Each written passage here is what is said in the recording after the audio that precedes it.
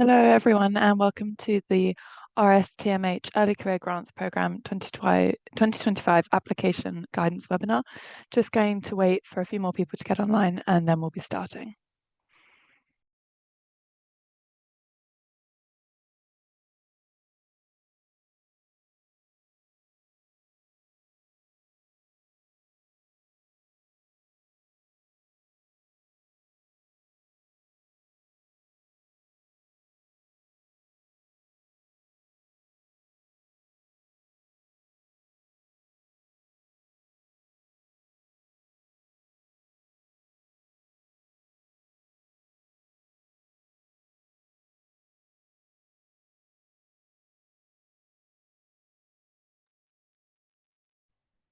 So thank you everyone so much for joining. Good morning, good afternoon, or good evening, depending on where you are in the world. And thank you for joining us. This is a really exciting event to kick off our 2025 grants program, and we're very happy to have you all here. I'm going to hand over to some members of our team to introduce themselves briefly.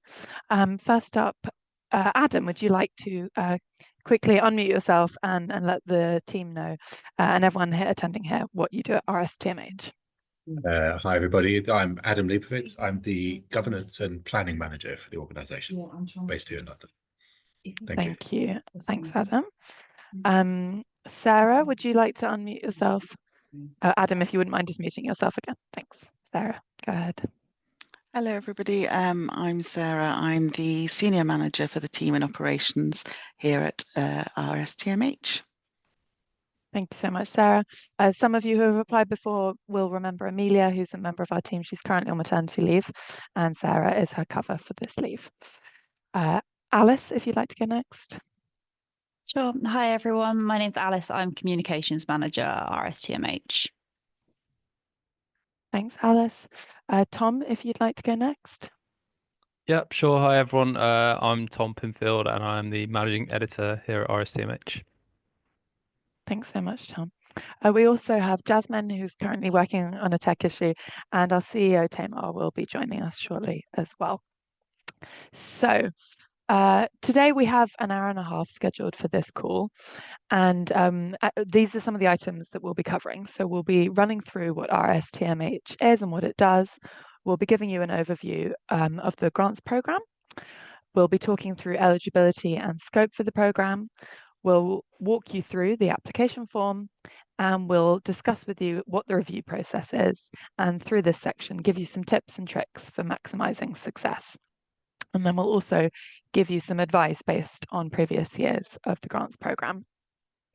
We have time for a Q&A at the end, and we're hoping to have at least half an hour for that. However, you can, through the Q&A function, ask us questions throughout the call. And my colleague Jasmine is going to be answering questions throughout the call in that chat bar.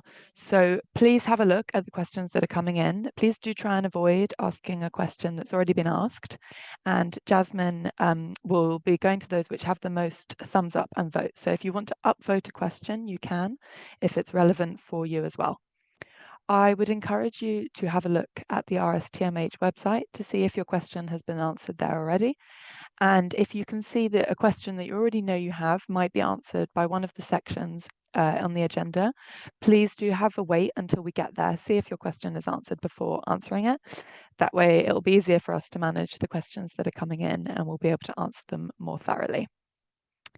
Finally, please do be aware that we can't answer questions on eligibility to the programme, and that includes on your profile as an early career researcher and on your research question.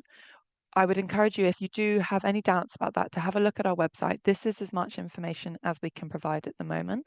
And then our global assessor team make a judgment on eligibility of the researcher and of the project during the review process. So please don't send in questions about your specific project or your profile, because I'm afraid we won't be able to answer these. So first up, RSTMH. RSTMH was founded in 1907, and it's a membership body for people working in or interested in tropical medicine and global health. It's changed a lot over the decades. It started as a very UK-focused organisation, and most of our members were male, and they were going abroad doing overseas research and then coming back to the UK to disseminate their findings. At this time, it was very similar to the time that the Liverpool School and the London School were also set up, and the American Society. So it's a big time for global health in the global north. And since then, over 100 years later, it's a very different perspective. So we now have over 1,700 members in more than 100 countries, and a network more widely of over 20,000 researchers and professionals. So at the heart of that, of this global charity, we do have a team of 10 who are based in London, some of whom you've already met. And this is our team at the moment.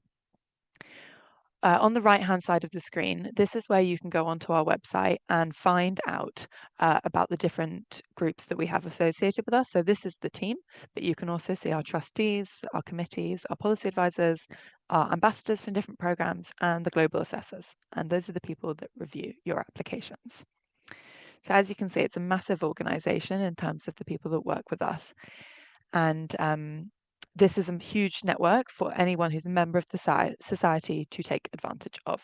And we rely on these people to help us provide the best service that we can in global health.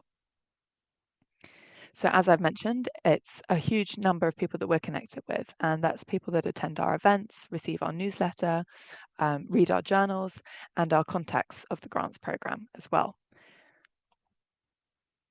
So our big goals as a society are shared with many other organizations and people working in global health. We have a focus on trying to eliminate and eradicate diseases, and importantly, trying to have an impact on equity and lack of equity and access to health. Everything we do is targeted towards these large goals. Our operations, which Tamar will be talking more about in a moment, include grants, journals, medals and awards, and meeting events across the world. And all of these feed into us assisting our members in their careers and contributing to the overall goals of improving equity and eliminating diseases. I'm now going to hand over to Tamar to talk a bit more about this. Lovely, thank you very much. So I want to talk a bit about what we do day to day. So we do lots of different activities that would aim hopefully to be very supportive for lots of people working in tropical medicine and global health. So first of all, at the top there, you can see that we have 2 peer-reviewed scientific journals. Transactions is published monthly. It's a hybrid journal, so you can publish open access, but you don't have to. And it's open for our members or subscribers to see. International Health is published every 2 months, and that's open to everyone as a fully open access journal. And International Health is a bit more policy focused, transactions being a little bit more clinical and technical in nature. We have meetings and events that happen around the world in person and also online in many different countries. So do please, if you want to know about those, sign up to our newsletter and keep up to date on our website. We also give out travel scholarships for our events. So it gives the chance for people that have not been to international meetings to come to one of our events and benefit from the networking, mentoring and other skills that you might generate during those. Our medals and awards celebrate success, and these are at every level from emerging leaders all the way up to very senior members in our field, in our community. So if you are in the category of that, or you know someone that is, please do keep an eye on the medals and awards for people that are members. We also give lots of guidance and training for everyone, and also specifically some for our members as well. And I'll come on to talk about that in a second. And then we have a website separate to our main website. This one's called growglobal.health. And this lists our courses, funds, jobs, PhD opportunities, research opportunities around the world that we feel we want to make you aware of. And they're from many, many of our partners. You'll hear all about the Early Career Grants program, so I won't mention that right now. And then just to reiterate, the best way to finding out about what we do and what you can be involved in is by signing up to our newsletter. We can put a link to that later on in the webinar, but do please sign up and hear about all of our news and how you can be involved. And then finally, we're doing a survey to our members and non-members in the next couple of weeks around the recent cuts to US and UK funding and what that means for our members and also for a wider network. So do please have a look at that and feed into that if you get a chance and if you're part of the newsletter. All right, so on now to look at member benefits and what it means to be a member of RSTMH. So we've got a couple of slides here on the sorts of benefits that you can expect.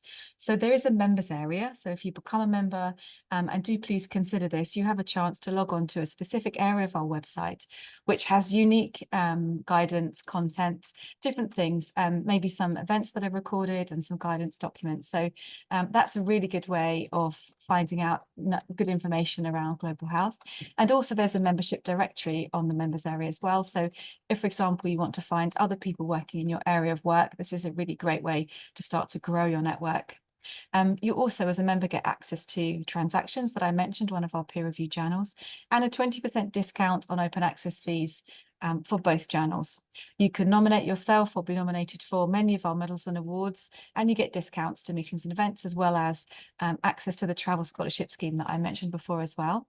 And you could also become a student ambassador or a country ambassador as a member of RSTMH. And then on to the next slide, a few more of the benefits that you would expect being part of our network. There's a discount on many books published by our scientific publisher, which is Oxford University Press. And also, as we've mentioned, the newsletter has lots of really exciting news and opportunities, and there's a lot of exclusive information in that if you're a member. And just the last thing to say, within the grants program itself, there are a number of awards that are only given out to our members. And so if you're a member of RSTMH, you have access to a small number of additional grants within the program as well. And just to mention that if you are awarded an RSTMH grant, then you will also be given membership as part of that. So for the 19 months or so of your journey with us to deliver your project and to write it up, you will be a member and you can benefit from all of the things that I've mentioned. All right, on to the next slide. Just to mention a bit about pricing. So if you haven't looked into membership before, please have a look at it. I won't talk through all the numbers, but have a look on our website and you can see then the different types of membership that exist. It depends on what career stage you're in and also where you're located in the world. And you can also access discounts to membership if you give our membership manager, Nell, who's not here today, unfortunately, but drop her an email. You can see her email there and ask her about that. So that's all on membership pricing, and everything else that you might want to know about membership is also on our website. Now back to Greta. Thank you, Tamar. So on to the grants programme. The programme has been running for many years, and we have seen a huge increase in applications and projects funded over the last 8 years, thanks to the very generous support of our donors and partners. The grants available are for early career researchers working in global health and tropical medicine who are looking for funding for a project lasting up to 1 year. Up to £5,000 is available per project and per awardee, and in your application you must state how much money you need for the project with a budget attached to show how you would spend the funds. Something I would point out is this is a maximum. You don't have to request £5,000 if you don't need all of that for your project. So do think carefully about the funds that you need. Applicants can be of any nationality, based anywhere in the world, and from a range of disciplines that fall within the sectors of global health and tropical medicine. The choropleth map on the right shows the nationalities of applicants in 2024, sorry. So you can see there's several countries which are darker, which are more applicants come from. And these are countries where the grants program has a slightly longer history, which is why we get more applications from those areas. But as you can see, we do get many applications from all over the world, and we're always excited to see applications from new countries. So please, if you can't see the country that you're in highlighted on that map, that doesn't mean you shouldn't apply. We would welcome your application. Studies can be lab-based, field-based, or centered around policy. We welcome all types of applications. I can see that a question has come in about lab-based studies in the past. We have always accepted applications from lab-based projects. What I would say is that some of our donors, and we will come on to this a little later, have a preference for projects that don't involve lab work, but that doesn't mean that if you have a lab-based project that you shouldn't apply. There is still definitely a chance for funding. So over the last 5 years, 1,130 projects have been funded, and the chances of success from applying to getting an award has remained consistently at around 10%. So it's a very good chance of obtaining an award compared to some other grants programs in the sector. We do think we'll be getting several thousand applications this year. So I'd just like to point out that it is really vital to put in a strong application, because we'll be seeing lots coming in and we really want to make sure that we highlight the best of the bunch. So to ensure fairness of opportunity, we do not have a strict definition of early career, and this is what you need to be to apply an early career researcher. And we don't have a strict definition of this because we want to account for the different journeys our applicants will have taken in their research careers. For example, an applicant may have been working for many years in a certain field, but they might be new to research, and therefore they would still be considered an early career researcher. Please note that whilst the application form does ask a question to do with age, this is not part of the assessment of whether you are considered early in your career. We're collecting this information for demographic purposes only.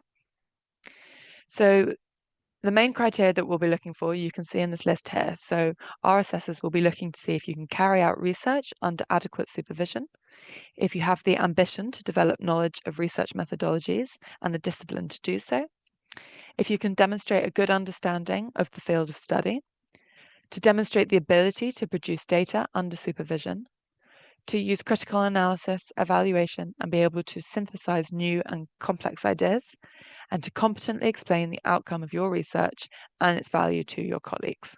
So this is the main things that we're looking for.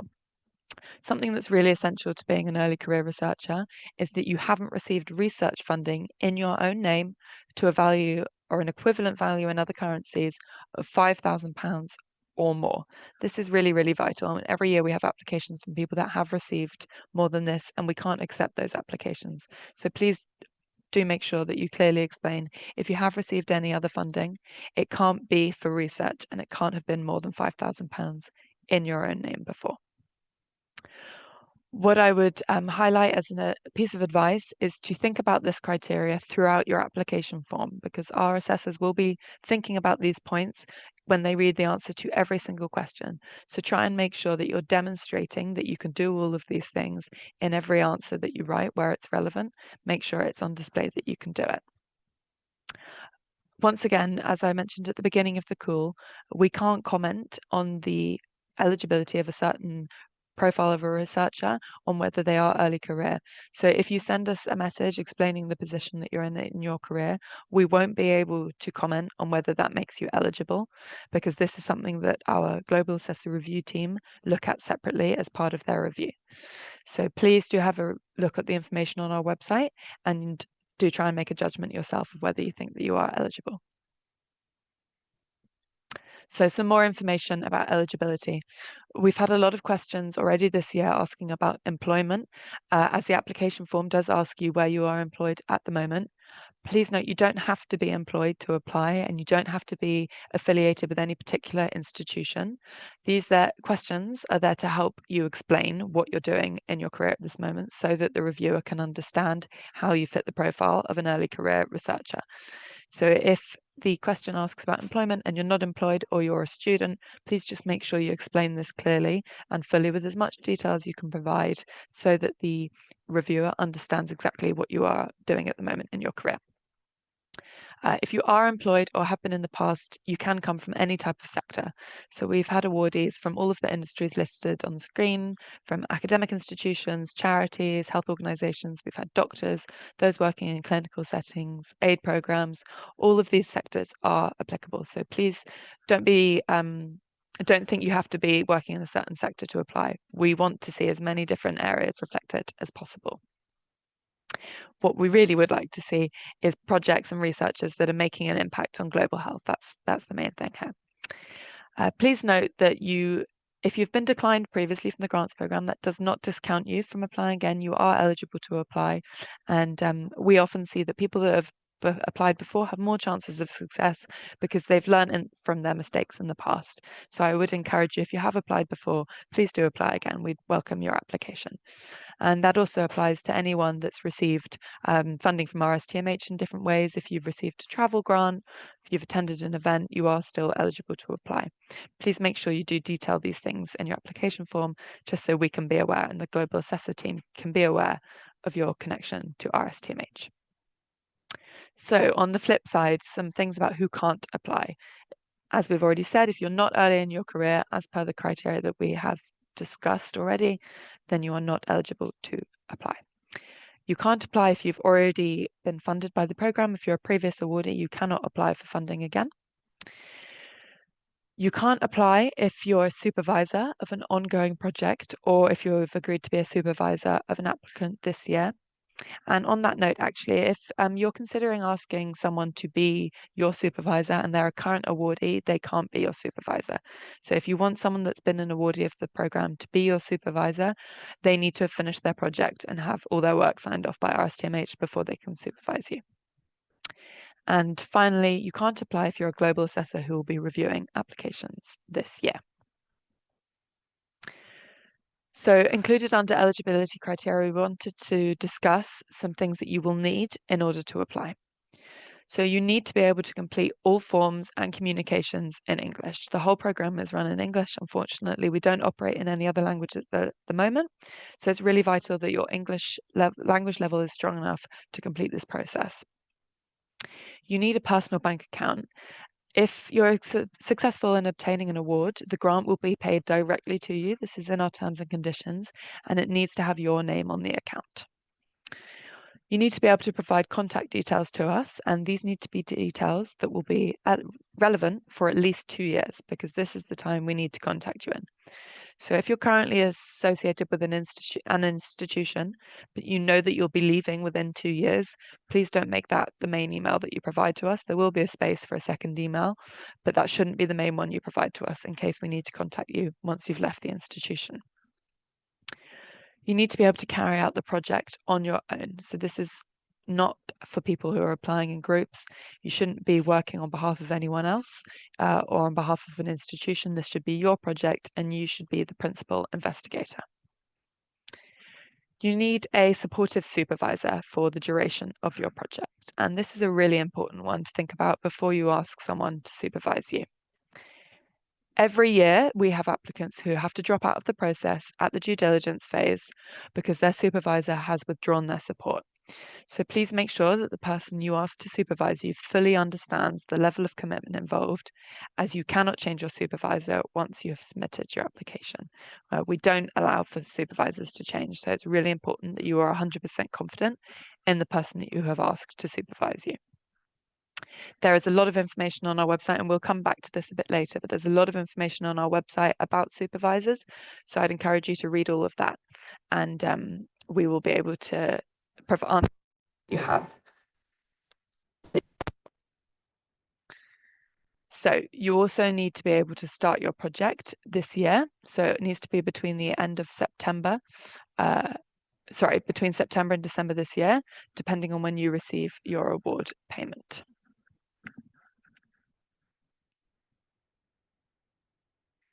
And finally, on eligibility criteria, you cannot submit more than one application per year. You can't apply for funding for a project that has already been started or finished or has already been funded. You can't change your project once your application is submitted. So this is a really important one to think about, and this includes your budget. Once you've submitted your application, you cannot make changes to any part of the project. You can't change your location, you can't change your methodology, the timings are fixed in, and the budget, subject to any changes that happen at the due diligence stage, cannot be changed. The only time that we would allow for changes is if it's to do with the safety of the applicant. So if, say, conflict breaks out in the area that you were planning to study, we would then be able to permit changes, but that is really only in exceptional circumstances. So I would encourage you to think very closely about making sure that the area that you have picked for your study, the methodology, the timings are safe, they are practical, and they are reasonable, and that you will be able to stick to them. All of these things are fixed in.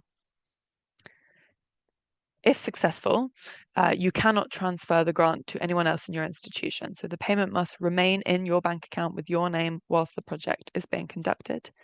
And as we've already mentioned, you cannot change your supervisor after submitting your application. I'm now going to hand back over to Tamar to talk to you about topics that people have studied in the past in the programme. Lovely, thank you. So you can see on this slide lots of different areas, and I think what we're trying to make sure that you're aware of is that there's no restriction If you have a project that's within tropical medicine or global health, then you should put your project forward to be reviewed by our global assessors. They will look at not just the topic, but what you're doing, what your actual project is, and defining whether it fits under tropical medicine or global health. That's part of their assessment. So, for example, many of these disease areas exist in multiple countries, and it's up to the global assessors to decide whether that feels like a good project for global health and tropical medicine. And you can see here that it encompasses infectious diseases, also NTDs, outside of infectious disease outside of NTD, so any kind of infectious disease, and also non-communicable diseases. And the big ones, malaria, TB, and HIV, which affect many countries and communities. Also, as part of our remit, we look at areas which impact on global health. So things like climate change, comorbidities, AMR, drug resistance, One Health and planetary health. These are all areas that we're really happy to fund if the project is right and our global assessors feel it's appropriate.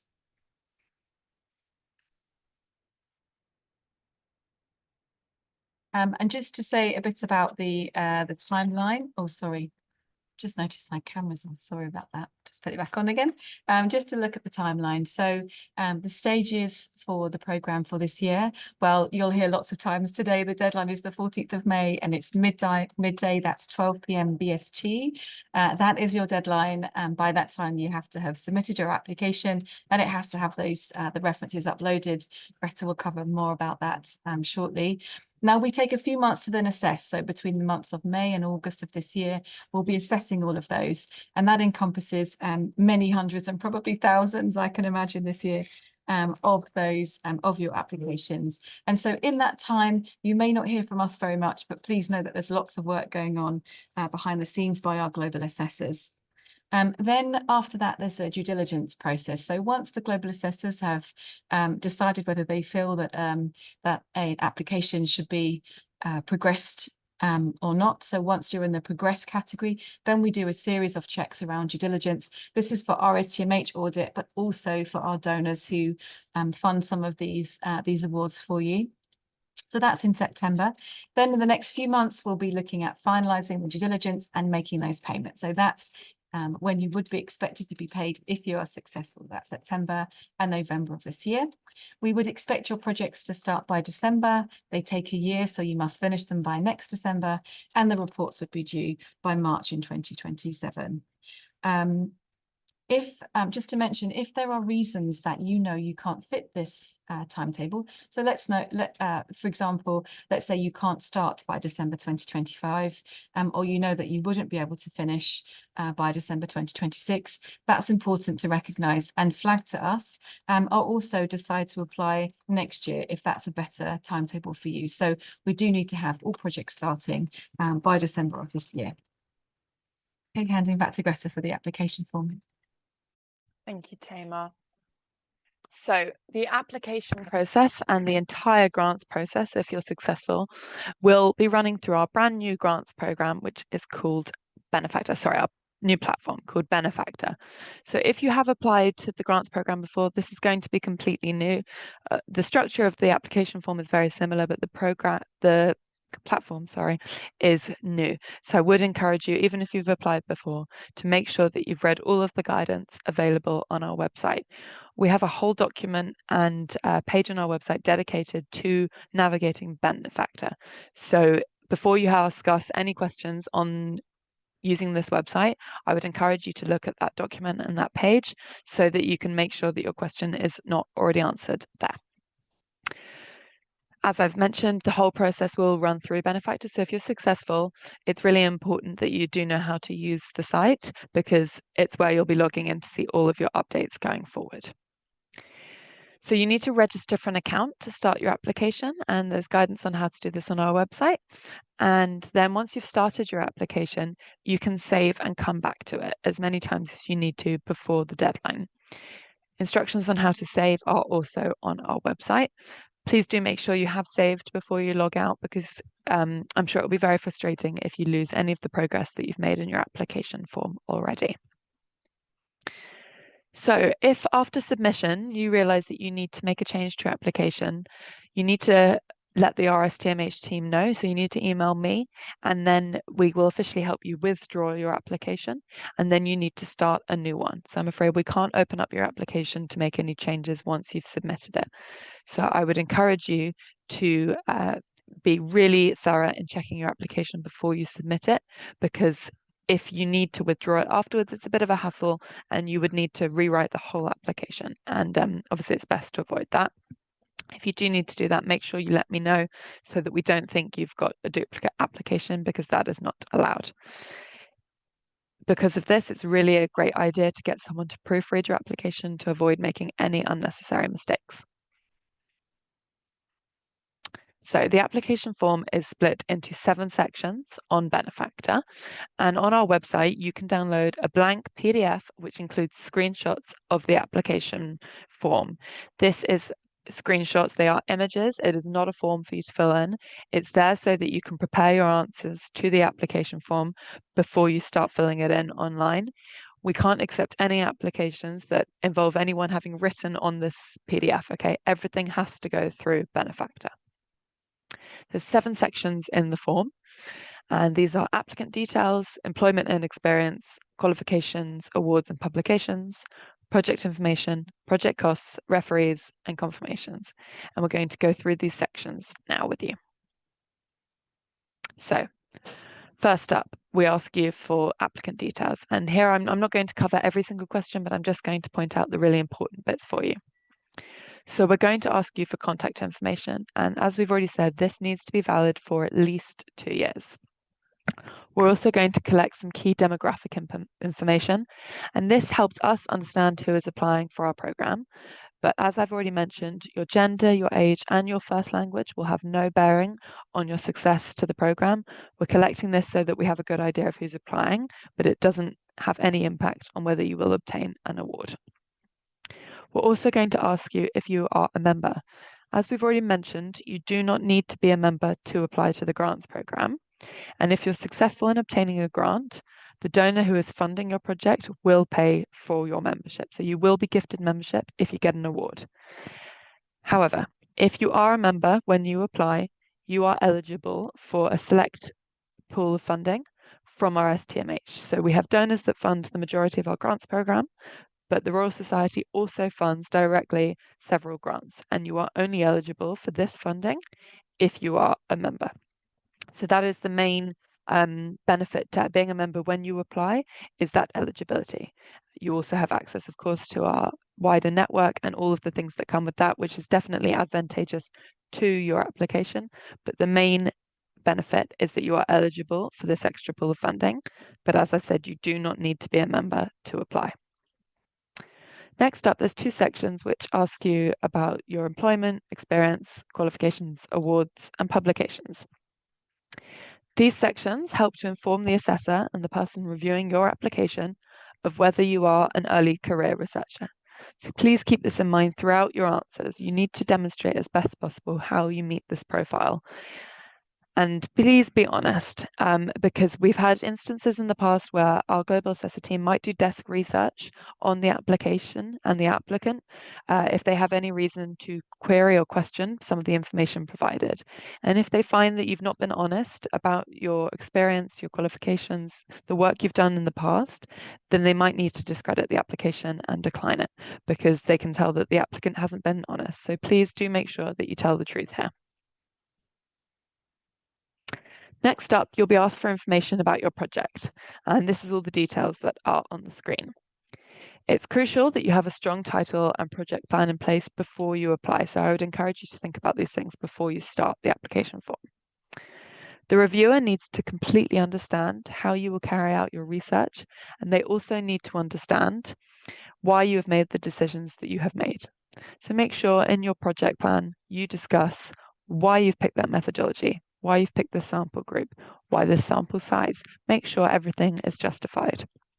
There's also a space here to include a brief, non-technical description of your project so that someone who isn't an expert in your field can understand the main parts of your work. This is really essential for the parts of the review process that happen outside of the global assessor team who have a lot of expertise. So please make sure that everyone can understand this non-technical description. This section will also ask you to provide a complete reference list of the academic references included in your project. There's guidance text in this question to help inform how you write your list, so please do make sure you've read this before you start writing it. Next up, you'll be asked about your project costs. So we're going to spend a little bit of time talking about budgets here. So you'll be asked to provide the total grant number that you are requesting, and please do make sure that this then matches the number in the budget table that you fill in. You'll be asked to fill in a table with every single line of your budget. I'm going to talk more about that in a moment. You'll be asked if you've received funding in the past and if you are applying for any other funding to this project. It's definitely not a disadvantage if you're applying for other funding for the same work, but please be clear about what you've applied for and keep us updated.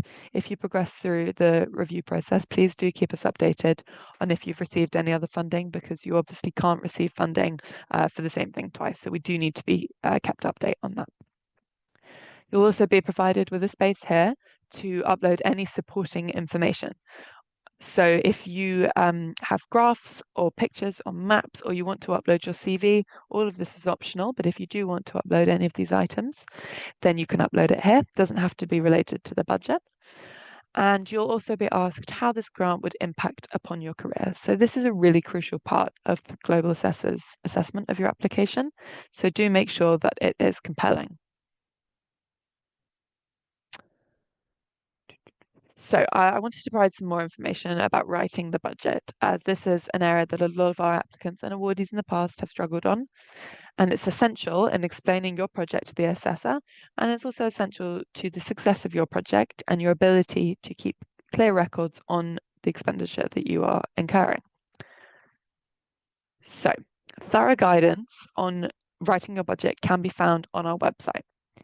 There's 19 categories which are listed on our website that your costs can fall into. And these lists are available to view in advance of writing your budget. And I would really encourage you to look at all of the categories, and under each one, there is a list of items. Please do look at these, because it might remind you of things that you haven't thought of for your application. The lists under each category aren't meant to be exhaustive, so they are not meant to cover everything that you might possibly need. So we've written these lists based off what people have asked for funding for in the past and for money for in the past, and it definitely covers the main categories of costs. But if you have something quite specific you need for your project, please pick what you think might be the most relevant category for it, and then select other in the item list. And then in the description box, write a very clear description of what the item is and why you need it. If you click on a category and there is not other as an option in the item list, that's because under that category, there's only one type of thing that one or two, or however many are available, of type of thing that you can incur. So if you're unsure of what category a cost should go in, do drop us an email if it's not available on the list, and we can help you with this. There is also a list on this page of items that you can't expense as part of your project. There's quite a few things that you can't, and we'll mention that shortly, but you do want to make sure that you've looked at this so that you don't include these costs. Nearly every category also has limits to the amount of money that you can spend on it. So please do make sure that you have read this before you write your budget. Applications with lots of violations of the terms and conditions and these lists will be rejected. And if you have smaller violations, they will be picked up in the budget review. And if it's not possible to split the funding in a way that makes sense for what you've described, you will lose this extra amount of money. So if you put in something that we can't include, you will lose the cost of the total of your grant. So it's really important that you understand the limits before you write your application. As it says on the screen here, the categories and limits and items are there for two reasons. So it's there to implement structure on what you can use funding for, but it's also there to help you write your application. So please do have a read of everything that's listed there, because as I've mentioned, it might prompt you to think about something that you didn't realize you might need. So this is the only part of the application form that I thought it would be helpful for us to actually show you what it looks like, because you can't see this in the PDF that you can download. So when you've clicked to add a line to the budget on your application form, you'll be presented with these 6 boxes to fill in. So when you click category on the drop-down list, you'll be able to see all the different options. So if you select, say, consumables, and then you click on the item list drop-down, it will show you all of the consumable items that commonly people request funding for. And you can scroll down these lists to pick an option. As I've mentioned, if the one that you want isn't there, then please click Other, and then in the description box here, you can write a full description of it. There's lots of categories available. As I've mentioned, there's 19. So please do make sure that you've put something in the right category. We have had cases in the past where people have clicked consumables, put it as an other item, and when they've written the description, there's actually an item and a category for it in a separate one. So please do make sure that you have checked that the item that you are expensing is not already covered if you're going to use the option of Other. Once you've selected your two items, so your category and your items, so here we've said consumables and the item is agar, you then include your description, make sure it's clear, talk about the number of units, the unit cost, and then the budgeted cost. Once you've clicked save, it will then appear in your budget. So this is what a budget will look like as you start to fill it up. It will show you the unit cost and the budgeted cost. And if you click the little arrow next to the word, it will also show you the quantity that you've selected and the description. There's really clear instructions on this on our website, so I would encourage you to read it thoroughly before you start entering things into the table. If you want to go back and edit something that you've entered, you can do it at the end of the line here. And then as your total adds up, it will show here at the bottom. As I've mentioned already, it's vital that this number here, once you've finished putting in your application budget, matches the number that you've already stated is what you're applying for. So, some advice on how to write a strong budget. As I've mentioned, there's a lot of information on our website, so please do read this. And then my main pieces of advice for this would be do double check that your answer adds up to what you've already stated as your application for funding, and make sure that it is in pounds. Unfortunately, at the moment, we're not able to pay out in any other currency. If you have a local currency account in your country, the funds should arrive in that currency, but we will be paying it out in pounds and we'll be tracking your expenditure in pounds. So you need to be able to submit a budget in this currency. If you need help on converting your costs, we recommend using OANDA, and this is in the budget and benefactor guidance documents on our website, the hyperlink to OANDA, which is a great website for converting costs in real time. Next up, your unit cost multiplied by the quantity should add up to your budgeted total. Please make sure that these numbers do make sense and check that you've added them up in advance. Something that might be helpful is if you write up your application budget in a spreadsheet before you start entering it into our table, you can check the numbers in there and you can use formulas to check that your numbers add up correctly. Please provide as much detail as possible about what the cost is covering. If you're buying something, please link to the item that you're buying. This is especially important for technology. If, for example, you are submitting a request to buy a laptop and it costs £700, please can you explain to us why you need a laptop of this value? Please make sure it's clear why you couldn't work on a cheaper laptop and why this laptop has been selected. In this light, please justify every single line, so it should be really clear to the person that is reading the budget exactly what part of your project it is connected to, why you need it, and bear in mind that someone reviewing your budget might not have your full application alongside it as well, especially when we do the budget checks in the due diligence stage of our review process. So it's important that you can clearly explain exactly what the item is going to be used for. Please don't group multiple items into one line. So if you do make it to the stage of budget review, you'll just be asked to split these out. So please do it now. For example, if you are going to provide a per diem for some of your research assistants and you want to cover their costs for food and for accommodation, there's separate items for both of these. So you need to write them out separately. This also helps the reviewer to understand exactly how you're allocating cost. So it's an important thing to consider. And as we've mentioned, please make sure that your budget is compliant with the terms and conditions. Applications with lots of violations will be declined. So something else to consider. There is a category of costs for supervisor stipends, and you can also provide for a per diem for your supervisor. You should only have one supervisor, and this should be the person who you have listed as your supervisor on your application form. It shouldn't be anyone else. If you have someone that is supervising in the field and it's not your supervisor, they need to be counted as a research assistant. If you're unclear on this tool, please do send us an email. Make sure you've avoided the ineligible costs. So as we've mentioned, these are listed on our website, and if you include these items, you may be rejected because it indicates that you haven't read the terms and conditions. So please be careful to avoid these. Some common ones that people have included in the past that we have to take off the cost for or decline the application on the basis of are conference fees, publishing fees, and a salary for the awardee. So I'll mention more about this in a moment, but you cannot pay yourself to do this project. You can budget to cover your costs, but you cannot take a salary from this project. You also do not need to include on your budget RSTMH membership.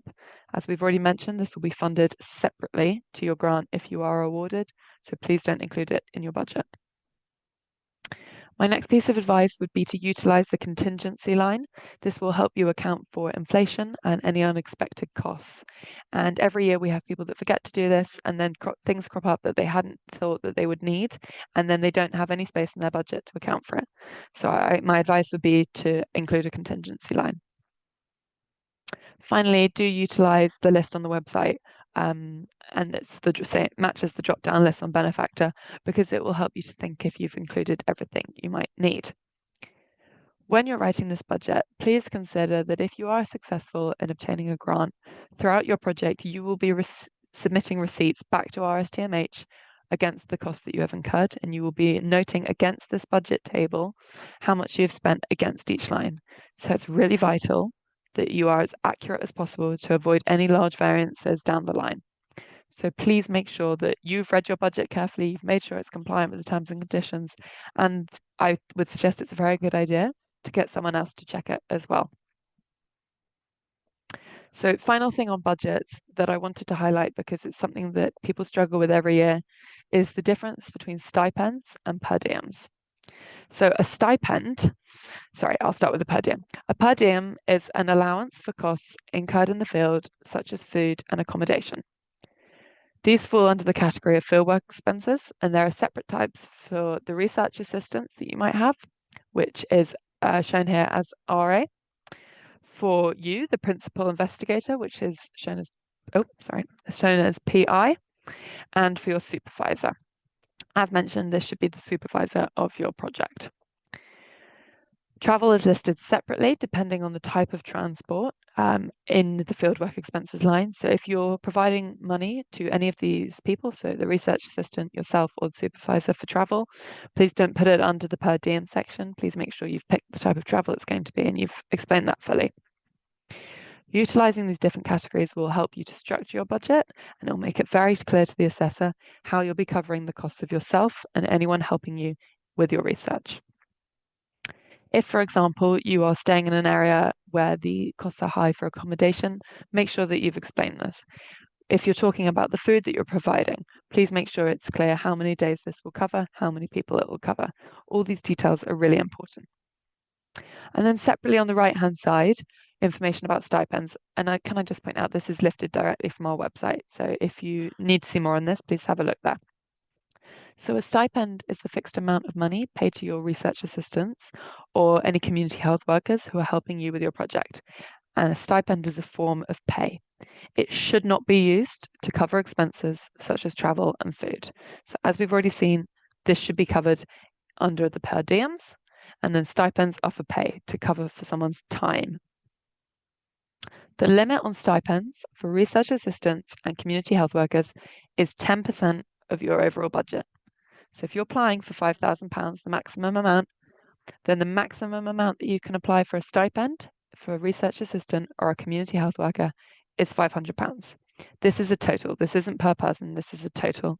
So this means that if you have a team of research assistants helping you, you can pay in total no more than £500 to this team. Separately, you can pay your supervisor a stipend. This is also limited at 10%.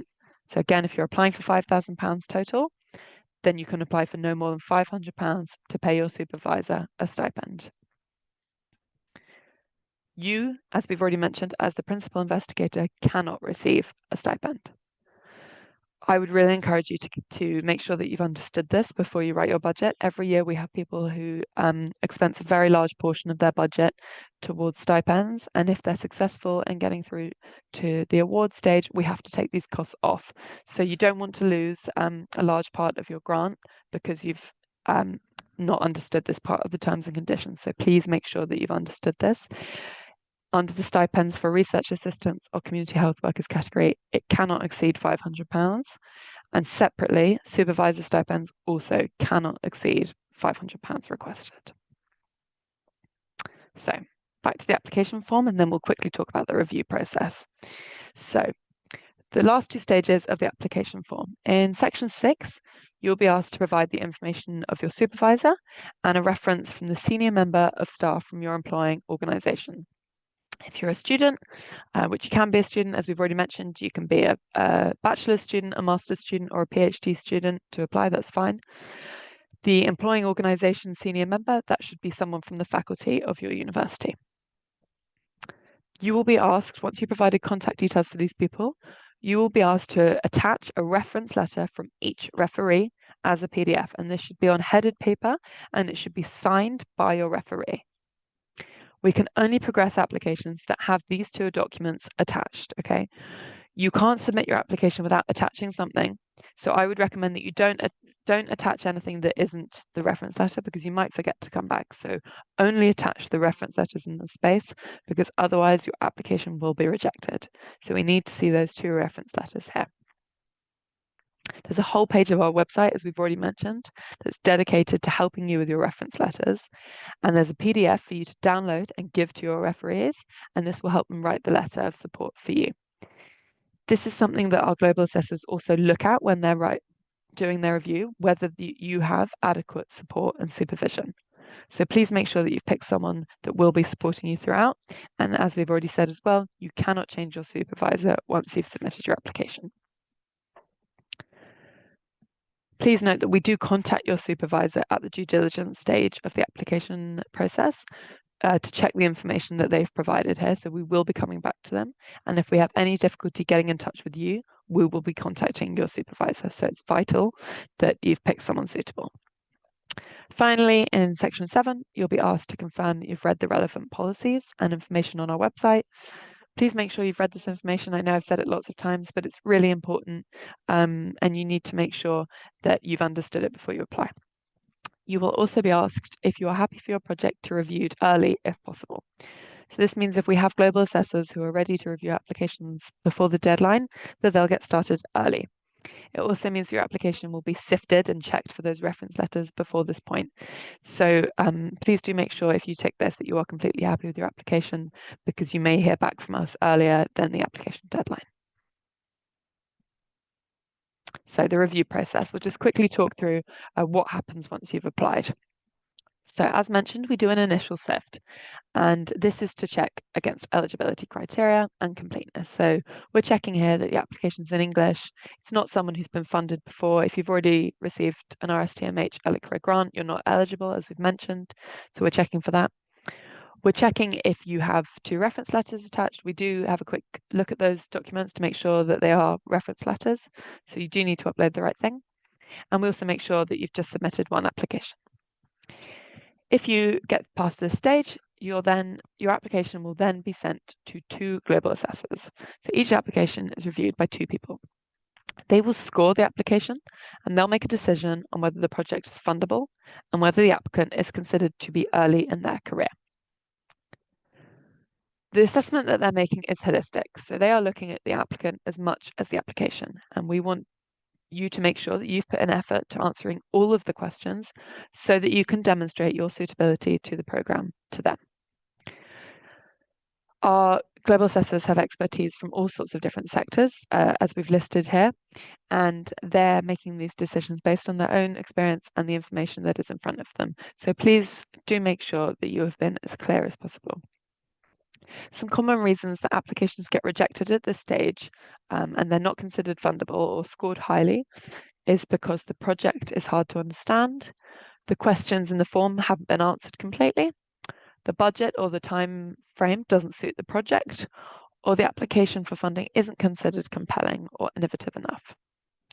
They're also looking, as we've mentioned before, at your status as an early career researcher, the validity of your research question, the quality of your work and your project design, how feasible it will be for you to actually deliver this research, the accuracy and reasonableness of the budget, the impact the project will be having on global health, and the value for money. Unfortunately, at the Global Assessor Review stage, due to the volume of applications we receive every year, we aren't able to provide individual feedback. But we do every year put together a document which summarizes the reasons people have been rejected at this stage. And if you're signed up to our newsletter, which I would encourage you to do, you'll be seeing last year's blog being shared over the coming weeks, which provides reasons that people have been rejected in 2024. So do have a look at this because it should help inform your application. So those applications which have been considered fundable by their reviewers will then be reviewed against the donor criteria to match them to a donor. If more applications to match a certain donor's criteria are selected than they are committed to fund, the applications will be selected in order of their scores. So it's really vital that you put in a strong application so that your application is prioritized for funding. After this stage, they are brought back to the RSTMH team, to me, to do due diligence checks. So as we've already mentioned, at this point, we contact your supervisor to verify the information that they provided in their reference letter and to verify their identity. And we also check your budget and we check it's compliant with the terms and conditions. So our global assessors will also be looking out for this at their review, and then we'll be looking at it a lot more closely in the due diligence check stage. If you get past all of this and you're successful in obtaining an award, which we of course hope as many of you as possible will be, you'll be then provided with a lot more information about the rest of the process. If you have any questions at this stage about what happens after you receive funding, if you're successful, please do let us know, but you'll be provided a lot more information at that point. So finally, before the Q&A starts, I just wanted to provide you with some quick advice for applications that I've noticed based off last year and the applications that we've already received coming in.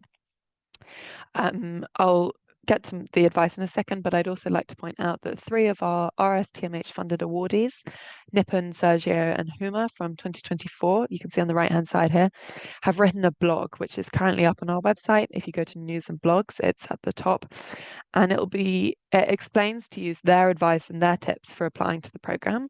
It's really helpful to get advice from people that have been successful in the past, either from these 3, or if you want to contact anyone that's listed on our website, you can, or if you know anyone that's been successful, I would definitely suggest you talk to them. So other top tips. Please do read the help text and the guidance text available for all questions in the application form. There's a little blue question mark next to questions that have this, and if you click on that, you'll see the text, and this provides really helpful information to guide your answers, so make sure you've read it all. As we've said already, please make sure someone else has proofread your application. If you spent a lot of time on something and after a while, I think often we all stop seeing some mistakes that we've made because we've read it so many times. So if you get someone else to read it, they'll be likely to pick up on those things, and this will help you. Please make sure that your application is individual. So don't plagiarize any existing research. Don't write your application in conjunction with anyone else. We have seen this before where sections of the application form mirror someone else's, and it's evident that they've been written together. So please don't do this. We want the application to be individual. Please don't use AI, artificial intelligence, ChatGPT to write your application. If you've got any doubts about this, there's a whole section of our terms and conditions dedicated to it, so please do have a read of this. And please don't outsource any part of your application. Please don't ask anyone else to write any section of it. Please don't pay anyone else to write any section of it. You need to write your application in entirety. I know we've had a question come in recently about outsourcing parts of your project. So if you need the help of a specialist to conduct, say, analysis on the data that you've collected, that's fine. There's room for this in your categories of expenditure. What we're talking about here is getting help outsourcing parts of your application, which you're not allowed to do. If you have any doubts about this, please do send me an email. As we've mentioned already, please do be honest about your experience and any funding that you've received previously. As I've mentioned, desk research might be carried out by the assessors reviewing your application. So please don't leave anything out or lie about anything because it will be picked up on. Please make sure that every decision you've made in your project is justified. We want to know why that methodological framework, why that population group, why that sample size, why these costings in the budget. It's really important that you include all of this. Please make sure that you highlight the novelty and potential impact of your work. This is a big part of the global assessor's decision. They want to know that it's going to have impact, that it is new research. So please make sure you've explained this. Please identify any potential challenges in your research and show that you've identified them and explain how you'll manage them so that the assessor is aware that you've thought this through. Please explain how you will manage any ethical issues, and if you need ethical clearance, make sure you've included it in your budget. Something I would suggest is if you have access to free ethical clearance that you don't need to pay for, I would suggest you still include it in your budget with a 0 at the end of the line, because then the assessor will know that you've thought about it. And if you explain in the description box that it's free, they will be able to understand that you have considered it, but it's not something you need to pay for. Please explain how you will manage your time alongside your other commitments. This has been a cause of doubt for our global assessors in the past. Sometimes they read applications and they can see that the person's got a lot going on and they're not sure that they'll be able to conduct the research. So if you think that you've got a very busy schedule and this is evident in your application, please make sure you've explained how you'll be managing your time. And finally, please make sure that your supervisor is very familiar with your project. They should have read your whole application before you submit it, because when we come back to them at the due diligence phase, we'll be asking them questions. So please make sure they're familiar with it. They're happy to support you throughout this process. So we're now going to be coming to the Q&A. So my colleague Jasmine has been passing on some questions to me that have been coming through. So I'm just going to have a quick read through. If you've got any questions that you'd like to be answered, please pop them into the chat now, and I'm going to answer as many as I can. So first one that's been sent to me: can a supervisor of an ongoing project be cited as a supervisor for your project? That's absolutely fine. A supervisor can technically supervise for as many projects as they want to. That said, I would consider if they're supervising a lot of projects, will they have the time to supervise you efficiently and give you as much support as you need? I would suggest if they're supervising any more than 4 or 5 that you might want to think about that. But yes, they can supervise multiple projects. Can you submit your proposal if the ethics committee decision is still pending? That's absolutely fine. You don't have to have actually applied for ethics approval before you apply. If you need to do this down the line, that's fine as well. A lot of our 2024 awardees are in the process of doing that at the moment with their projects, so that's absolutely fine. If you have any large doubts about the ethics of your project, then I would suggest discussing this with your supervisor, whether you think you'll get approval before the project starts, because if the project is outright rejected by the ethics committee, we would have to discuss a refund with you. So do make sure that it is likely to get approval with no more than a few changes before applying. Can the grant cover desk-based or remote research? Yes, that's absolutely fine. You do not need to enter the field to conduct your research. That's no problem. I know the question came in earlier about secondary data. So if you're using data that's entirely secondary, that is not an eligible project. You need to be collecting some data yourself. So it's fine if some of it's secondary data, but you also need to be collecting some primary data yourself.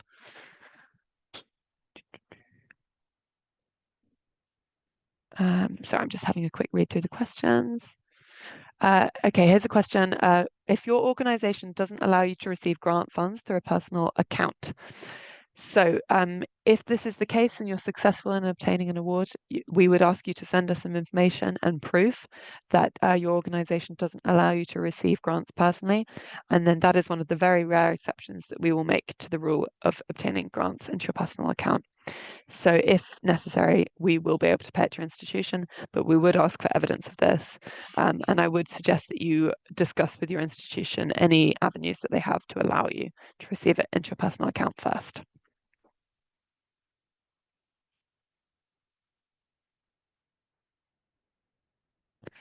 If you think that obtaining specific equipment for your project is going to be difficult within the time frame, I would ask you to consider whether this is the right grants program for you.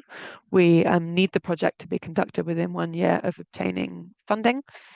So I would have a think about whether it's the right project for you at this time. If you're able to obtain any of the equipment that you need in advance, that would be very helpful, but you can't then expense these items in your budget. You can only apply for funding for things that you haven't yet purchased. So we've had a question here on donor matching. So you can have a look on our website to see information about the donors that have funded our projects, our grants in the past. We haven't yet been able to announce our donors for 2025 that are confirmed, but we will be doing that soon on our website. Last year, for example, we received funding from NIHR, which is the National Institute for Health Research based in the UK. They are one of our main funders. We received funding from CIF, which is the Children's Investment Fund Foundation. They will not be funding us this year. We've also received funding in the past from the Wellcome Collection, the Institute for Scabies Research, the Journal of Comparative Educational Pathology, and a nutrition program that runs through the London School of Tropical Medicine. So as you can tell, lots of different types of research, and we are always looking for new donors. So we will be discussing funding from new donors over the course of the year. They do have criteria. Each donor does tend to come with criteria, but I would encourage you to apply no matter what type of criteria you might think our donors have, because we are always able to fund a large proportion of our projects for successful awardees. So I wouldn't focus too much. My advice would be not to focus too much on potential donor criteria. There's nothing that's completely exclusionary.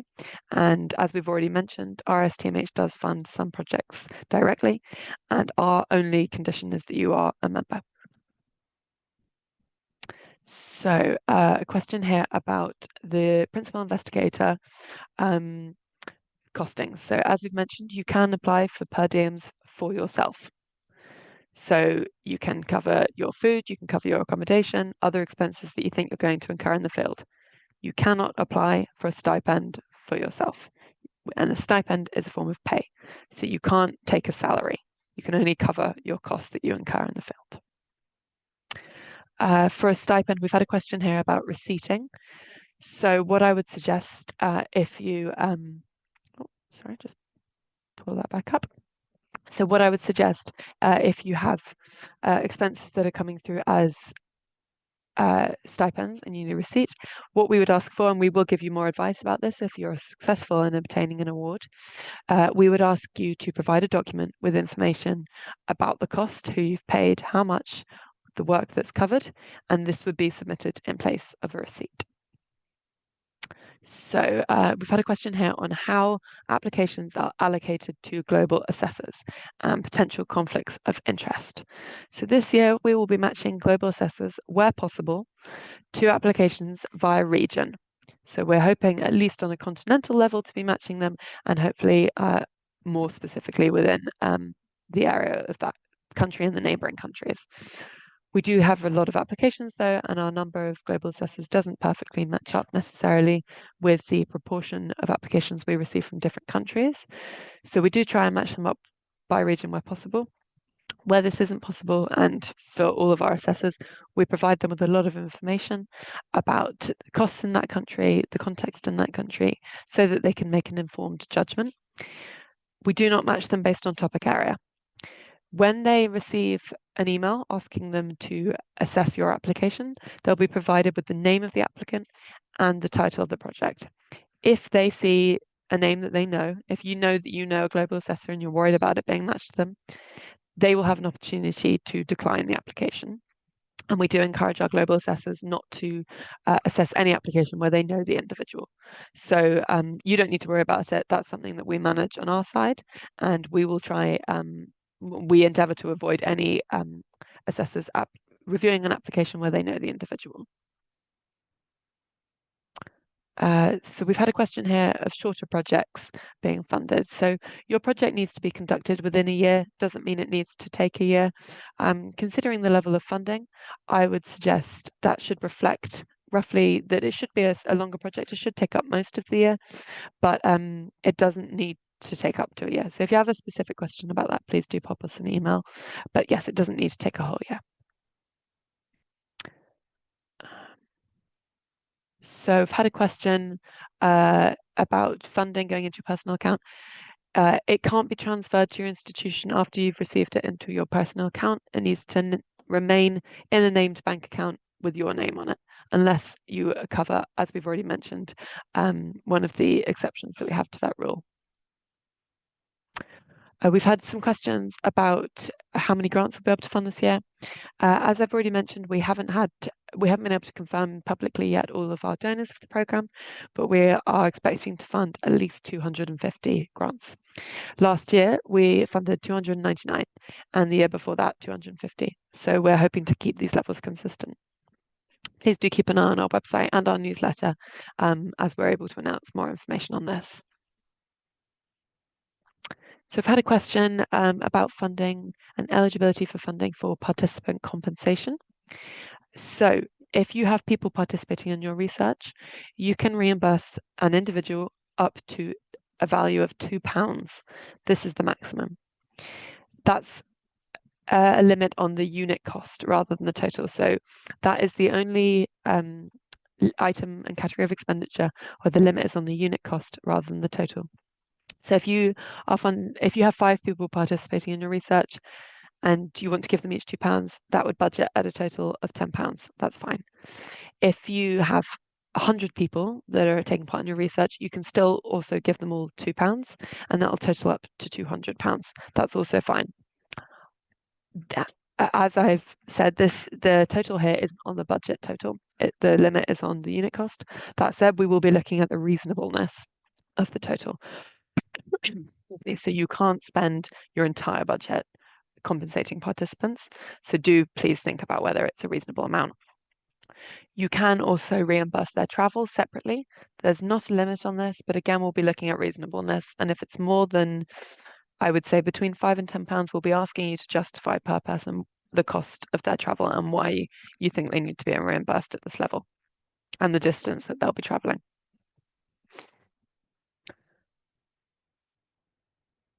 So we've had a question here about using the PDF on the website to prepare your answers. You then, you can copy and paste your answers over into the application form. That's fine. So if you've written them into a Word document, you can copy and paste them over. There are some multiple choice answers though, and some yes, no, Boolean answers. So make sure that you've clicked those as well. You won't be able to submit your application unless you've answered all the mandatory questions. So that's absolutely fine to copy things over. As long as you've written the answers, that's fine.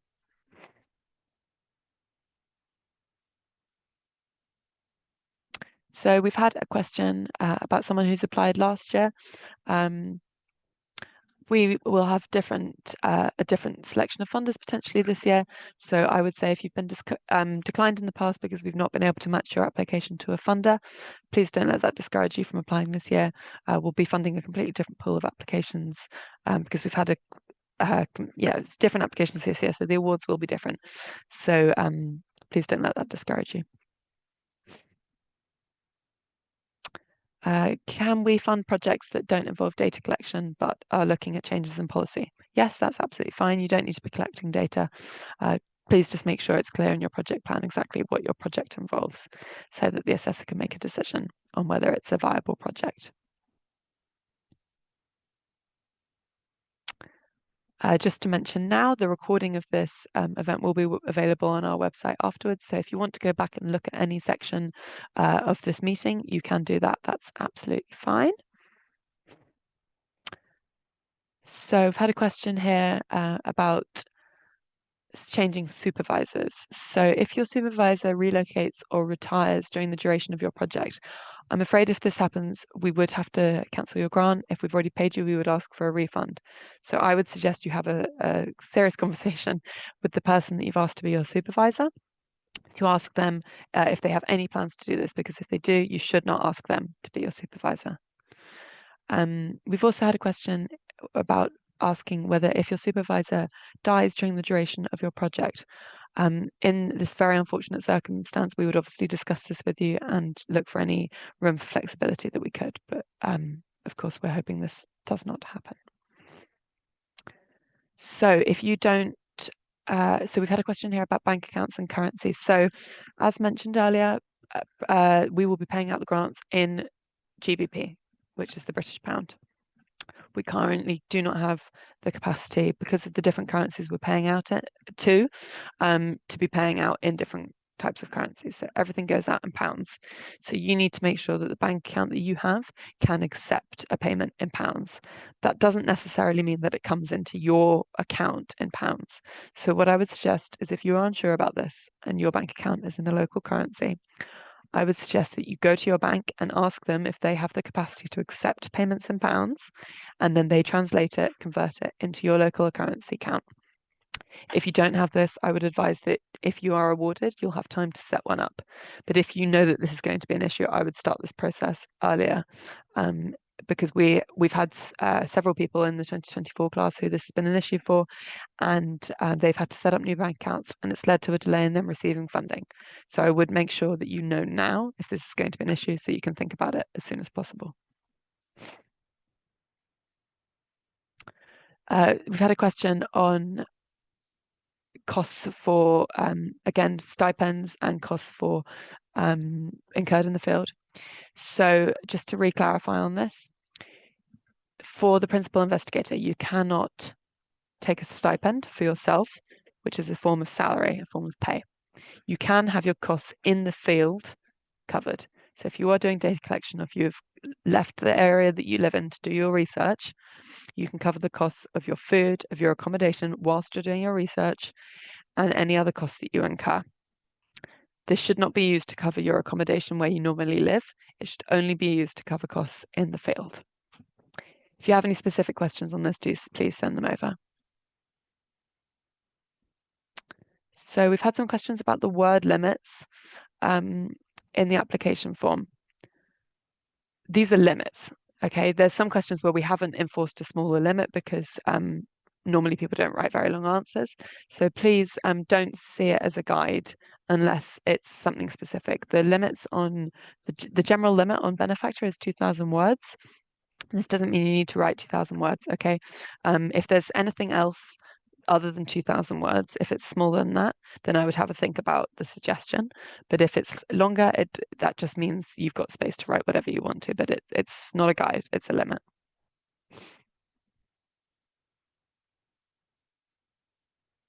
So we've had a question about if you're working somewhere new and selecting a supervisor. So your supervisor doesn't need to be in your current institution. You can pick someone that's outside of your current institution if you want to. That's absolutely fine. I would suggest you do pick someone you know well. What we do need, though, is that second referee does need to be someone from your current institution. So we've also had a question on the difference between the principal investigator and the supervisor. So you are the principal investigator, you the applicant, and the supervisor is the person that you've asked to supervise your project. So these are all the questions that have been forwarded to me so far. I'm also going to have a quick look now in the Q&A. So we've had a question here about referees and supervisors. So you are asked to submit 2 referees, 2 reference letters. One of them needs to be your supervisor. And this is explained very clearly on our website and in the form. So make sure you've read exactly what is being asked of you.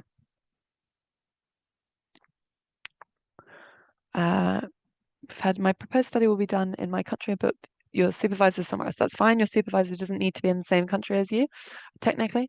I would suggest, though, that you do pick someone that has operated and worked in the same area that you have, because they'll be able to best support you and provide you with advice. So do pick someone that you can get in contact with easily. Doesn't have to mean that they're in the same country as where you're conducting your research, though. So we've had a question here about sample proposals. So we don't have any example proposals or budgets on our website this year.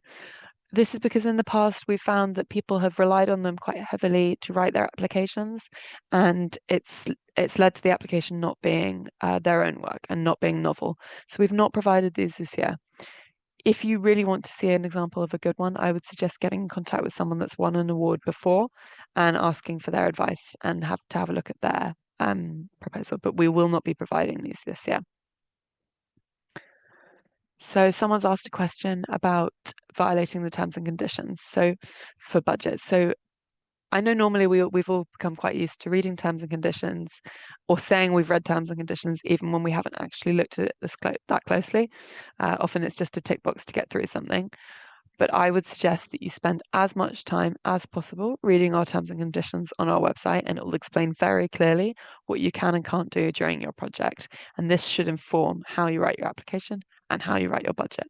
In the terms and conditions, it explains very clearly the limits on the different categories of expenditure, and this is the violations we'd be looking for in your application. So please do read this very, very carefully.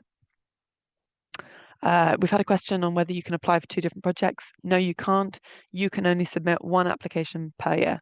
The only time that technically through the system you can submit a second is if you've already notified us that you'd like to withdraw your first one and you're resubmitting with corrections.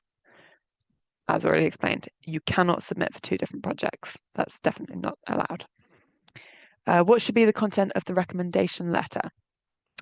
So this is on our website. There's a PDF for you to download. You can give it to your supervisor and it tells them exactly what we would like to know about you. So please do have a look at this on our website. I've had a few questions about students applying. That's fine. You can be an undergraduate, you can be a postgraduate, you can be a PhD student. That's absolutely fine. You can apply in any stage of academia. That's absolutely fine as long as you are early in your career. You can have a supervisor that's been a supervisor before, that's fine. We do ask you for an institutional email. You don't have to have one if you don't have one, but it's good for us to have more than one email to contact you on if for any reason we can't get in touch with you on the normal one. The difference between a research assistant and a supervisor. So the supervisor is the person supervising your project, and a research assistant is someone you've asked for help in conducting your research. They are different individuals. We've had another question about proof of stipends. So as we've already mentioned, we'd ask you to submit a document explaining the cost, who you've paid, where the money's gone to, the work covered. But if you are successful in obtaining an award, we'll provide you with a lot more information about this. You don't need to think about that just yet. Let me have a quick look more through the Q&A. So we've got about 5 minutes left, so please do send in a question if you have any. We've had a question on age limits. There's no age limit to being an applicant as long as you are early in your career. Your reference letter does need to be signed. This is requested, so please make sure it is signed. If you've already submitted your application and you're hearing this now, get in touch with us. We can help you withdraw your application and you can resubmit. But we can only allow you to do this if you provide a full explanation of why you are needing to resubmit your application. So we've had a question on completing your project.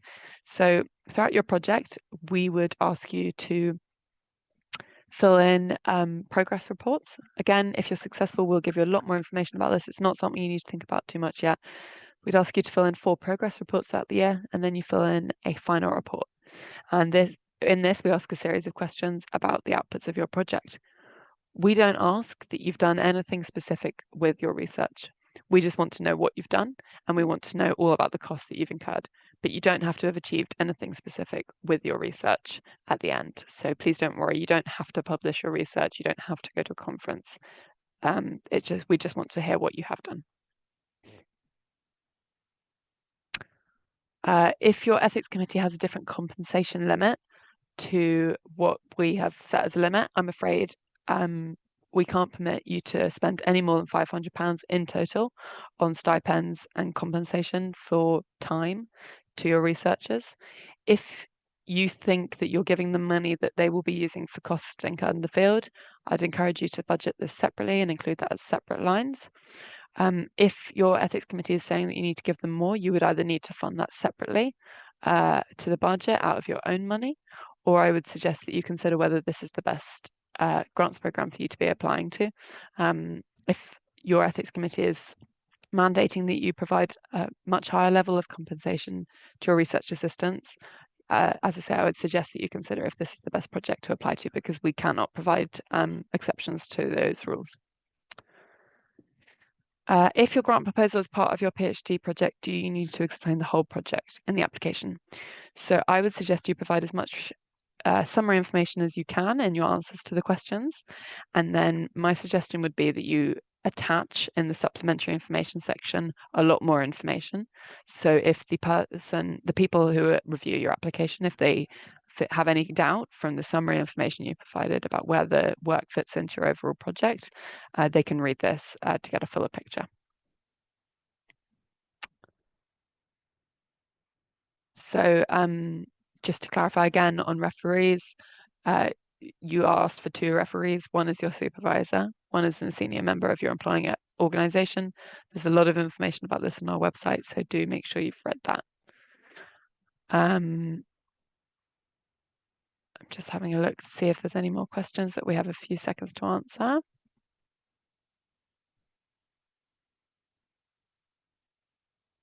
If you've not published your work before, that's absolutely fine. That's not going to be a deterrent in obtaining an award.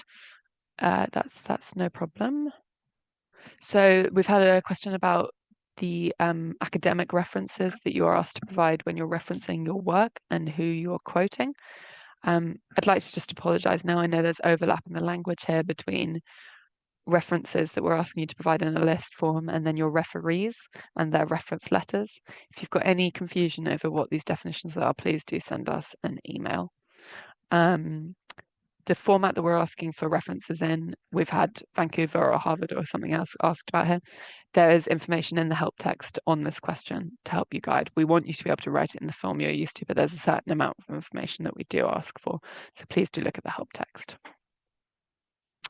We've had another question about collecting receipts on things that you think you won't be able to get a receipt for. So again, this is for stipends, but also often we have this for things like food in a canteen or travel on a bus, say. We would ask you to provide as much information in lieu of a receipt instead of a receipt as you can. But again, if you're successful, we'll give you a lot more information about this. Just to mention again, we will be putting this presentation up on our website and we'll also be making a PDF of the slides available. So please don't worry about noting anything down right now that you think has come up. You'll be able to rewatch this. Someone's asked again about supervisors. So you can only have one supervisor, only one person supervising your project officially. That doesn't mean you can't be getting advice from someone else. That's absolutely fine. But we're going to ask you for one person officially who is your supervisor who will be contacting if we need to.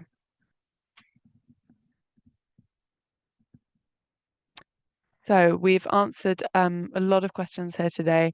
And it's been delightful having you on with all of us. Thank you so much for your questions and thank you so much for listening.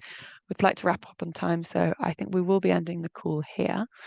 But if you have any more questions, I would really encourage you to have a look on our website. There's a lot of information on there to digest and to take in. And there's most of the questions that we have been asked today have been covered on our website. So please do make sure that you have a look on there. And if you are confident that your question is not answered by our website, please do send us an email.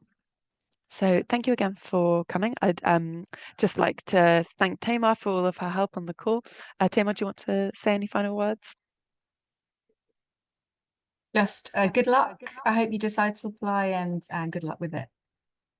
Thank you, Tamar. And Jasmine, if you'd like to just say, so Jasmine's been answering all of your questions from the RSTMH team. So Jasmine, is there anything you'd like to say?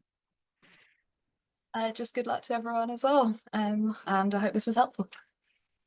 Thank you. So thanks so much, everyone, for attending and for all of your questions. And yeah, as Tamar and Jasmine have said, good luck. We're really very happy that you're considering applying. If you have any questions, as I've said, please do have a look at the website. And if they're not answered on the website, please do send them over to us. And I would encourage you to talk to anyone that you know that's been through the program before, because they'll be able to help you a lot as well. And a recording of this will be available on our website as soon as we're able to get it up. So I'm going to end the call now. Thank you so much and enjoy the rest of your day.